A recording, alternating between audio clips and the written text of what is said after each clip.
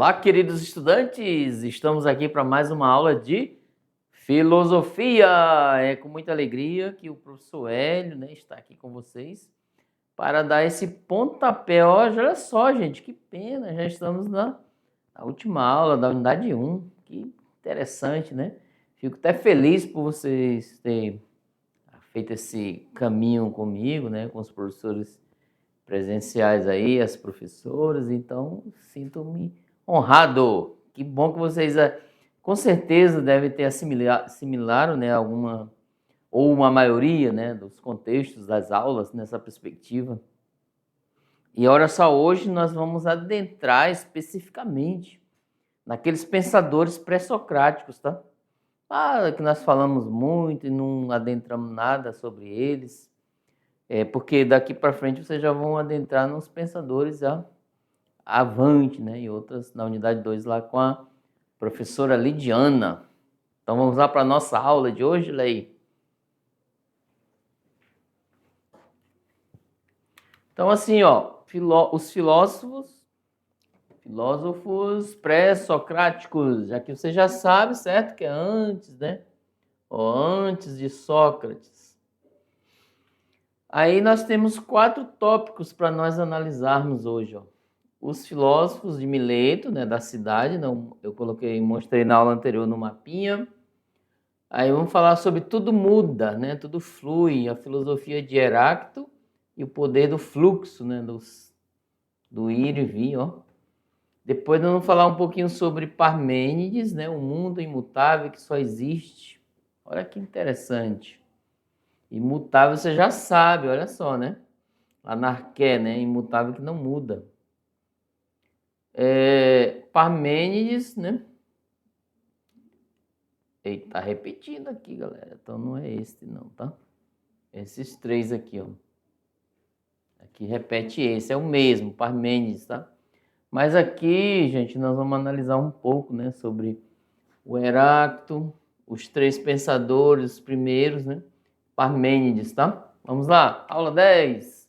Tá aí os pré-socráticos, fiz essa imagem de maneira ilustrativa, né? E o professor Hélio aí, mais ou menos, na praça, etc. Olha aí o Tales, né? Olha só. Anaximandro, né? Anaxímenes. Então tá aí, os filósofos na beira do rio para vocês verem. Bem interessante, só para ilustrar um pouco, ok? Agora, os pensadores de Mileto, né? Quem foram eles? Agora aqui, galera, ó. É claro que a nossa aula sobre os pré-socráticos ela é bem de maneira breve, ou seja, colocamos à luz, apresentamos os pontos principais e relevantes da vida deles, aí vocês vão além, caso gostem, né, se adaptem. Olha, gostei do pensamento do filósofo tal, eu vou conhecer um pouco, porque tem a ver com a minha realidade aqui. Então é nessa perspectiva, iremos incitá-los a se interessar cada vez mais pelo âmbito, né, o contexto da filosofia. Vamos lá? Olha assim. Então é nessa perspectiva, a escola jônica, né, que é uma escola de Mileto, já falei antes, né, naquele mapa. Ó, lá onde tem os principais, ok? O Tales, que foi o primeiro, considerado o primeiro filósofo. Anaxímenes, ó, tem uns nomes estranhos, tá? Mas não fique chateado, era o período que eles tinham, e era comum esse nome lá. Também da cidade de Mileto, e o Anaximandro, ó, de Mileto também. Então, os 3 da escola jônica, né, de Jônia, é a região, tá? Então, o Tales de Mileto, ó, ele é do século 7, olha só, antes de Cristo. Logo, quando saiu da mitologia, veio a filosofia, ó, período.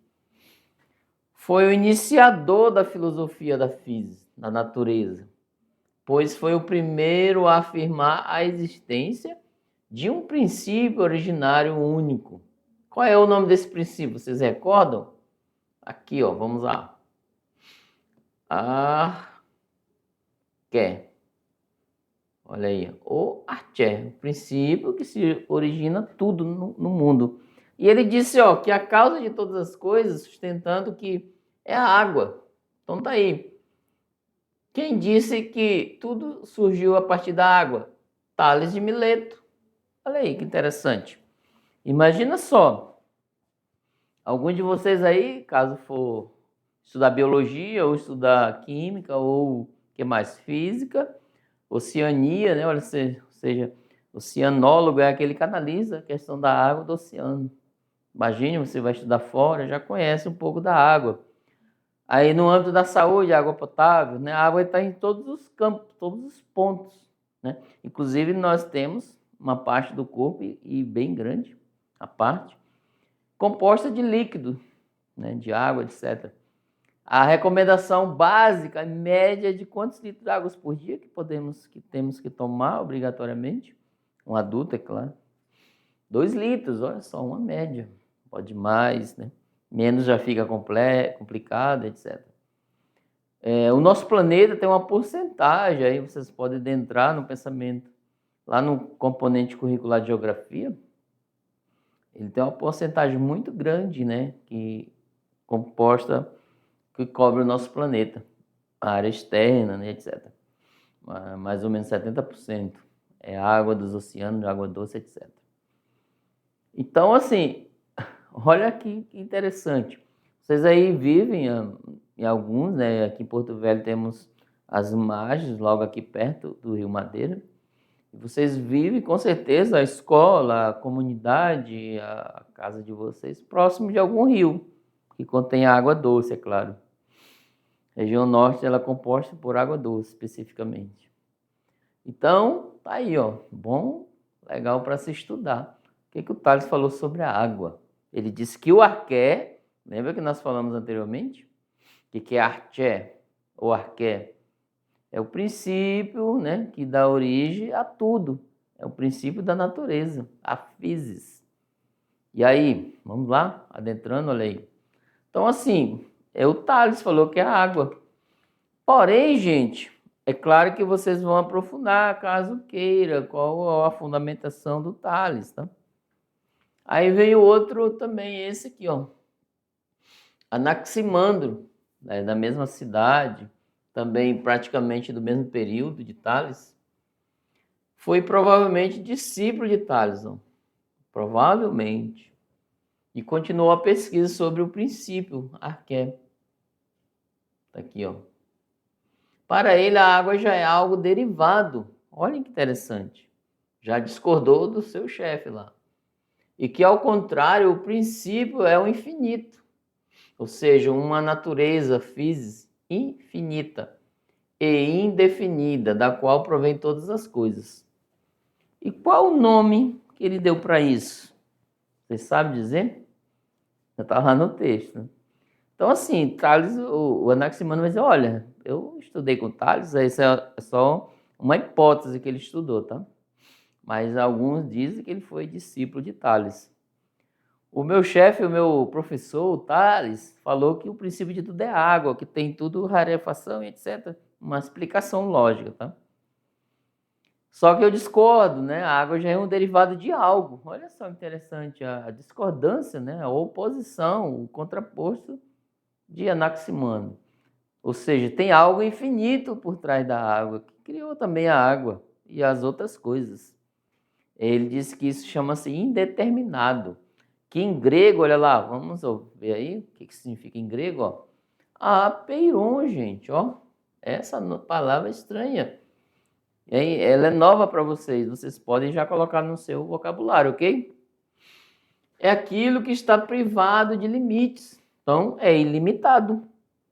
Tanto externos, aquilo que é espacialmente, né, quantitativamente finito, como internos, aquilo que é qualitativamente indeterminado. Então, para ele, é esse elemento. Existe algo que é o apeiron, o indeterminado, que inclusive criou a água. Discordando de Tales, que disse que tudo derivou da água. Olha só, a filosofia, gente, não fique chateado. Na linha do tempo da filosofia, vocês vão perceber que vários pensadores eles estão querendo descobrir algo supostamente verdadeiro sobre tudo. Então, se vem um argumento, poderá vir outro filósofo lá na frente que entendeu o argumento do primeiro e às vezes concordou ou discordou. Isso é comum. E a intenção aqui, para vocês, ou para mim, para os professores presenciais também, a gente analisar esses fatos e concordar ou não, é assim. Só que eu tenho que dizer o porquê que eu não concordo. E às vezes, se eu não concordo, eu poderia dar uma teoria minha. Olha que legal. Você criar a sua própria teoria. Né? Tem que ser plausível para que os outros leiam e compreendam. Você tem que ter um bom argumento para tal. Vamos lá? O próximo. E o Anaxímenes. Gente, existem vários pensadores daquele período. Porém, trazemos aqui alguns, tá? Ó, o Anaxímenes, de Mileto, da mesma cidade, ó. Ele já foi diminuindo um século a mais. Discípulo de Anaximandro, olha só que interessante. Ele continua essa discussão sobre o princípio. Princípio de quê? Como surgiu o mundo? O que é o princípio, né? Ele critica a solução proposta pelo mestre. Arqué é o ar. Olha aí. Interessante. O ar infinito, difuso por toda parte, em perene movimento. Olha que legal. Essa discussão, gente, ocorreu após a não aceitarem mais as explicações mitológicas, certo? Aí eles surgiram e analisaram. Poxa, como surgiu? Será que é dos mitos? Aí eles começaram a investigar. O Tales, olha, estudou bastante. Tudo veio da água. Aí o discípulo dele, que é o Anaximandro, olha, não, mestre, a água já existia. Alguém criou a água. E as outras coisas. E é o infinito, o indeterminado, o apeiron. Aí um discípulo de Anaximandro, olha só a cadeia aí de conhecimento, a episteme, né? De aprendizado. Não, mestre, o discípulo de Anaximandro, que é o Anaxímenes. Os nomes tudo parecidos, certo? Olha, não é o apeiron indeterminado. Ele, lá, se você adentrar no pensamento deles, propriamente dito, vocês vão ver o argumento que ele tem. Muito interessante. Aí ele vai dizer, olha, é o ar que respiramos, esse ar é infinito. Porque, de certa forma, ele vai dizer, olha, tudo que vive precisa do ar para sobreviver. Nessa perspectiva, né? Conforme ele diz. Vamos lá? Olha aí uma breve análise do... Claro que não é a fundamentação toda dele, mas é uma breve. O ar sustenta e governa o universo e gera todas as coisas, transformando-se mediante a condensação em água e terra, e em fogo e ar infinito pela rarefação. Olha que interessante a argumentação dele. Ela é breve porque a gente não tem aquele tempo todo para que possamos adentrar em um pensamento. Não, mas podem ir além. Bem interessante. Gente, alguém fica sem o ar? Vocês conseguem viver sem ar? E aí, que o Anaximandro está certo ou não? O Anaxímenes, quer dizer. Desculpa. E agora, a gente vai ver uma breve apresentação, né? Dessa perspectiva para que possamos analisar. Vamos lá para o texto daí. Então, assim, a gente vai ver, né, o Heráclito, o que ele vai dizer sobre isso. A gente vai entrar em outro pensamento agora. Vimos os três de Mileto, tá? A gente vai agora o Heráclito. O Heráclito ele vai dizer outra coisa, né? Das questões de surgimento de tudo. Aí vocês vão entender. Vamos lá assistir o vídeo? Só mostra na tela lá a imagem lá, ó. Vamos lá? Olha aí. Aí, agora vocês vão assistir o videozinho. Vamos lá. Meu nome é Heráclito. Sou filósofo do período pré-socrático. Nasci em Éfeso, na Jônia, entre os séculos 6 a.C. Meu pensamento se baseia na ideia do tudo flui, baseado no dinamismo que todas as coisas podem ser explicadas pelo fogo primordial. Ou seja, o fogo é eterno e vivo, que ora se acende e ora se apaga.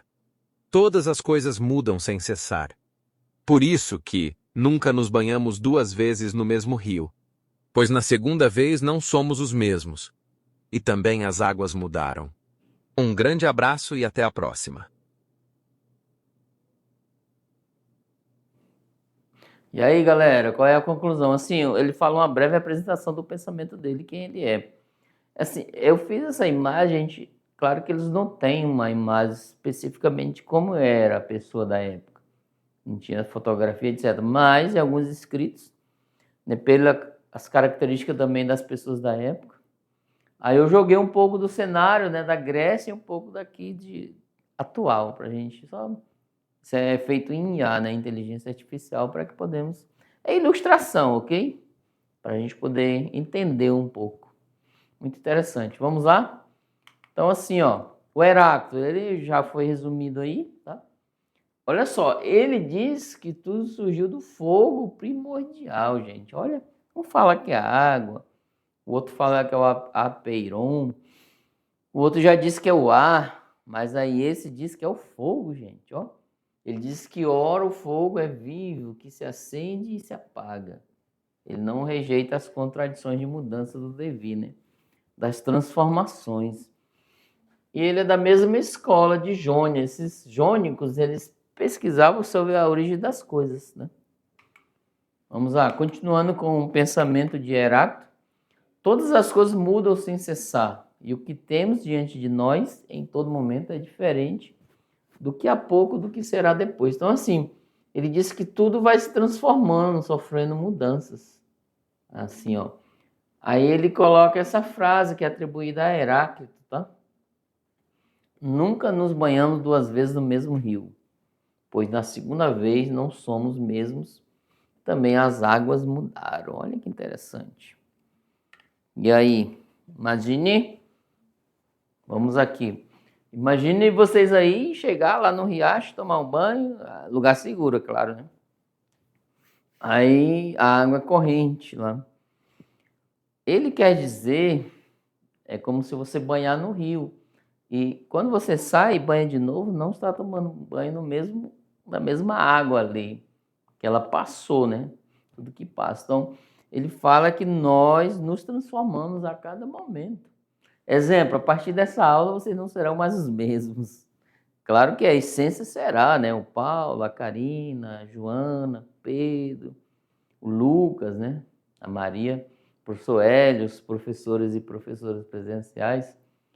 Somos os mesmos por essência, mas na linha de pensamento, na forma de agir, de pensar, de raciocinar, sofremos transformações, inclusive nas aparências também.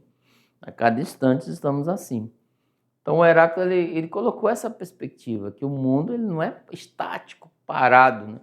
Parou ali e ficou, não. Sempre ele está em profundas transformações. Vamos lá, continuando? Então, assim, o ser é múltiplo, pode estar constituído de oposições internas.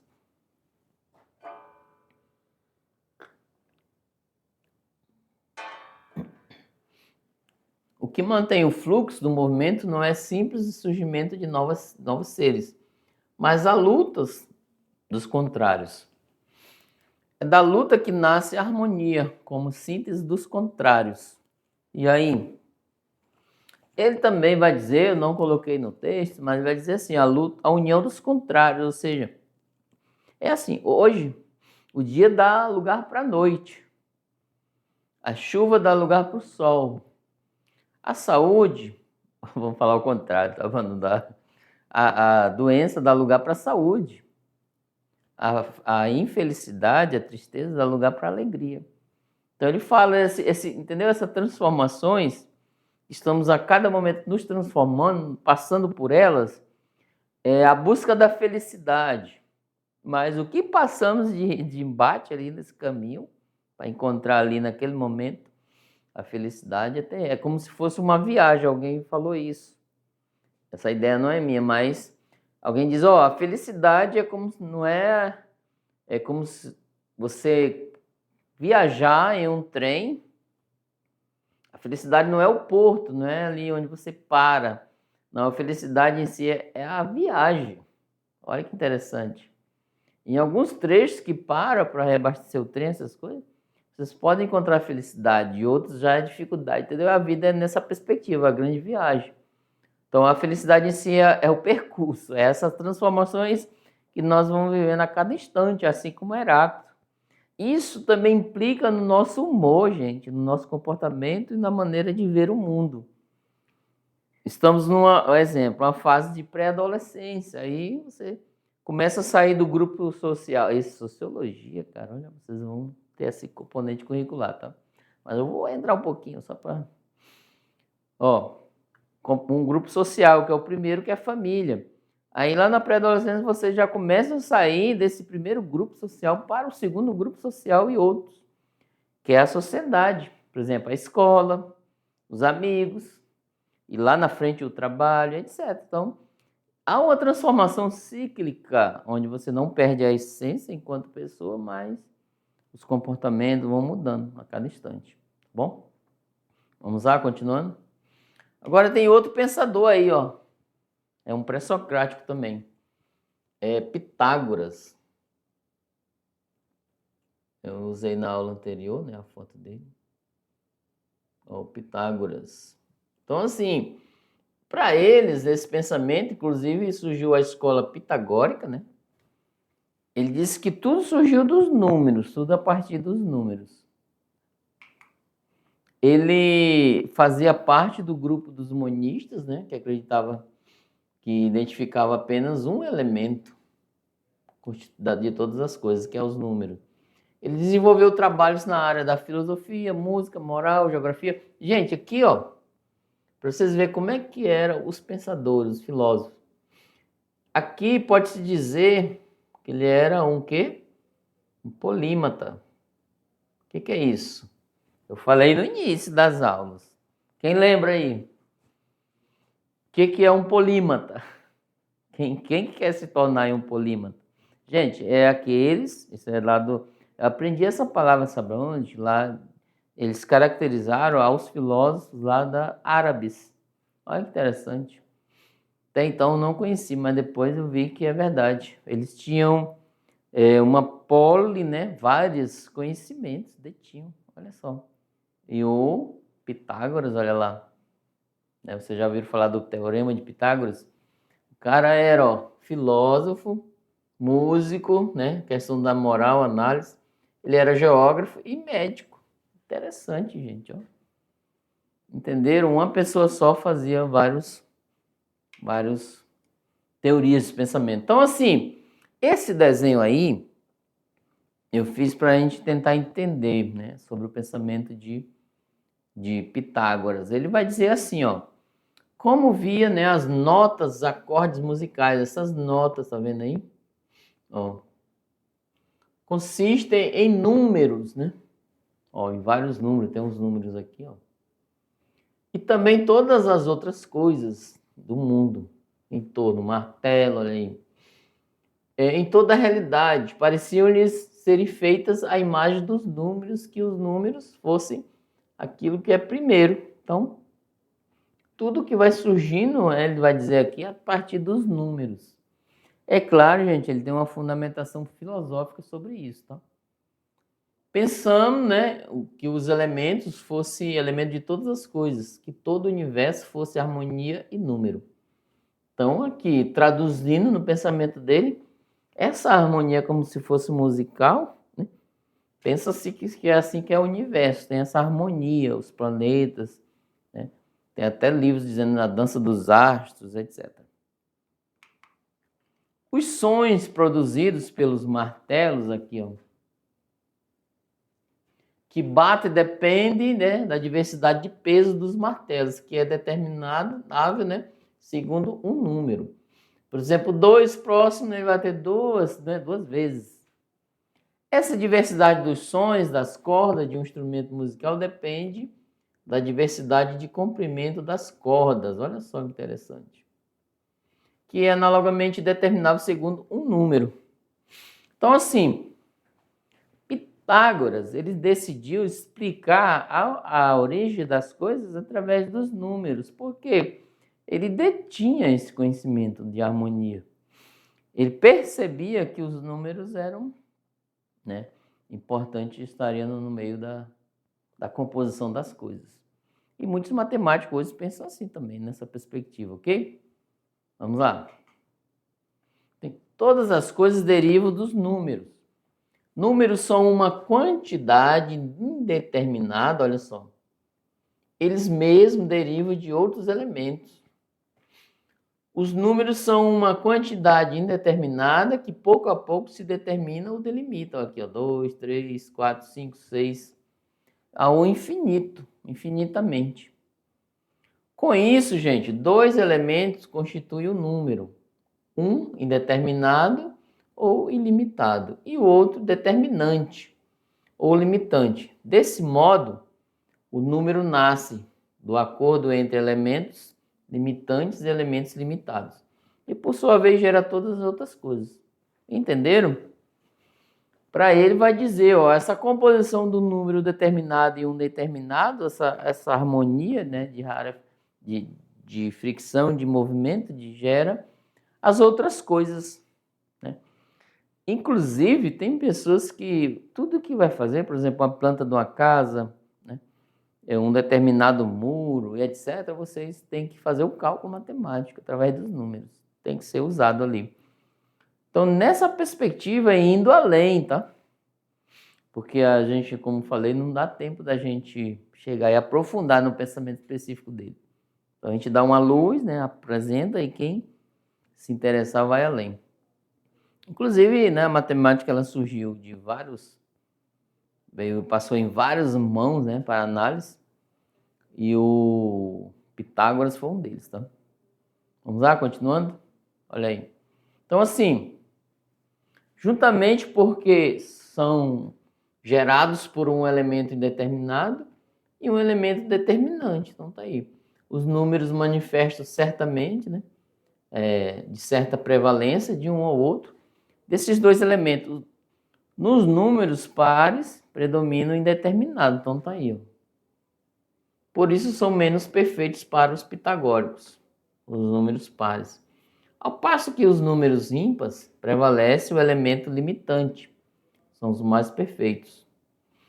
Então, nessa perspectiva aí. Então, assim, além disso, os pitagóricos consideram o número ímpar como masculino e o par como feminino, tá bom? Por fim, consideravam os números pares como retangulares e os números ímpares como quadrados. E eles identificavam, né, como o 10 como um número perfeito, porque esse cálculo, ó, 4 e 4, e forma 1 no meio, são 10. Era a identificação que eles faziam. Agora a questão surgiu aí, a partir disso, o Teorema de Pitágoras, que é uma das suas mais conhecidas ideias no campo da geometria. O teorema diz, em um retângulo, né? Tá aqui, ó. O quadrado da hipotenusa é igual à soma dos quadrados. Então tá aqui. Ou seja, tá aqui o A, a hipotenusa, igual a o cateto, né? Mais ele mesmo. Olha só que interessante. Esse é o teorema de Pitágoras. Aí, como resolveram, vocês vão além, né, lá com os professores de matemática. Olha que interessante. Para nós, na atualidade, o número é apenas uma abstração mental, tá? O ente da razão. Então, assim, professor, por que especificamente os caras pensaram que as coisas que estão aí nesse mundo surgiram a partir de números? Por quê? Gente, olha só, a gente tem que ver a questão cultural da época, tá? Hoje nós vemos os números assim como algo abstração mental, né? De cálculo, etc. 2 mais 2 é 4, etc. Para os gregos, não. Eles viam algo bem importante. Vamos ver lá, olha aí. Inclusive, né? Até o período lá na frente com Aristóteles. Ele pensava diferente de nós, pois para eles, esses antigos, o número era coisa real, e até mesmo a mais real das coisas. Até ser considerado o princípio constitutivo das coisas. Então, era uma valoração dos números. Por isso que Pitágoras gostava tanto que ele decidiu dizer, ó, foi um princípio de tudo. O número não era, né, um aspecto que pode ser abstraído das coisas mentalmente, mas sim propriamente da própria realidade, a física das próprias coisas. Então tá aí, né? Entenderam aí a questão deles compreender e dizer, olha, veio tudo no número, mas não hoje Não tem sentido. Tem sentido nos cálculos, tá? Que ele diz o texto que é abstração mental, mas era um elo de ligação de gostar, né, aproximadamente daqueles números que eram essencialmente, vamos dizer assim, um ser além da vida deles. E importante, eles respeitavam muito, né, a questão dos números. Vamos lá pular para outro pensador, olha aí. Esse é o Parmênides, né, de Eleia. Então a ideia dele é que as coisas são, olha lá. Ele fala, ó, as coisas são. Ele também é do período ó, do 6 ao 5. Ele fundou a escola de Eleática, né?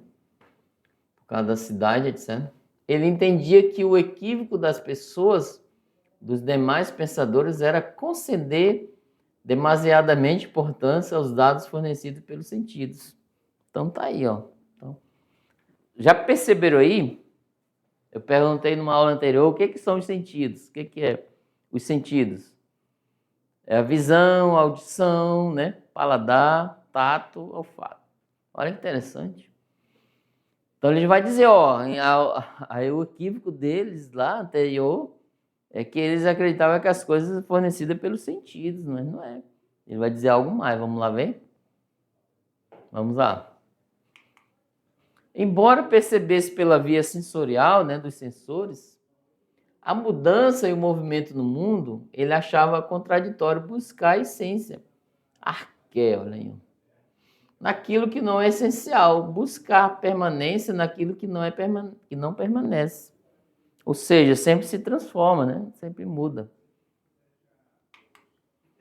Parmênides, ele criticou a filosofia, né, de Heráclito, que é o tudo flui. Lembra que nós falamos anteriormente? Tudo se transforma.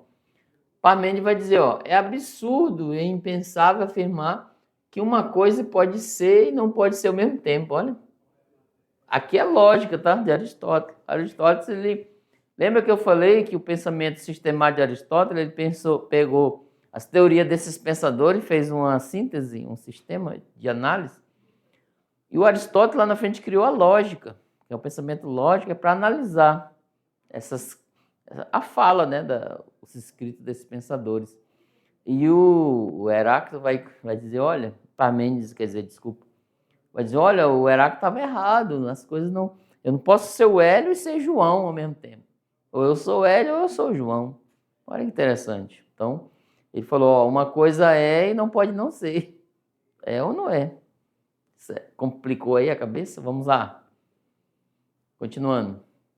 Então, assim, não há como negar a existência do movimento no mundo, né? Ele está sempre em movimento.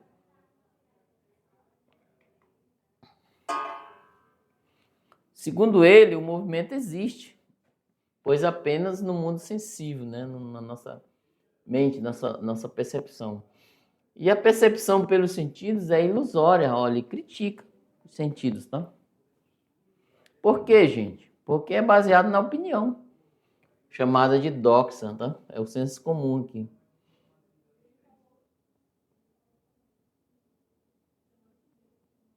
Senso comum, em grego, né? E ela não é confiável, só o mundo inteligível é verdadeiro, pois está submetido ao princípio de que mais tarde, né, Aristóteles chamou de identidade de não contradição, no mundo da lógica.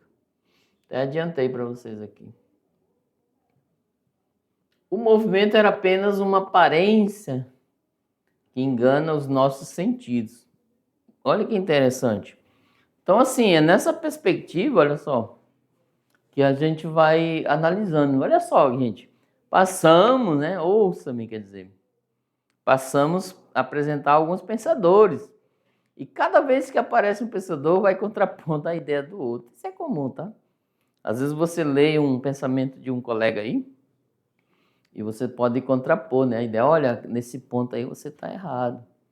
Olha, nesse ponto você está certo. Isso é comum na vida dos seres humanos, sabe?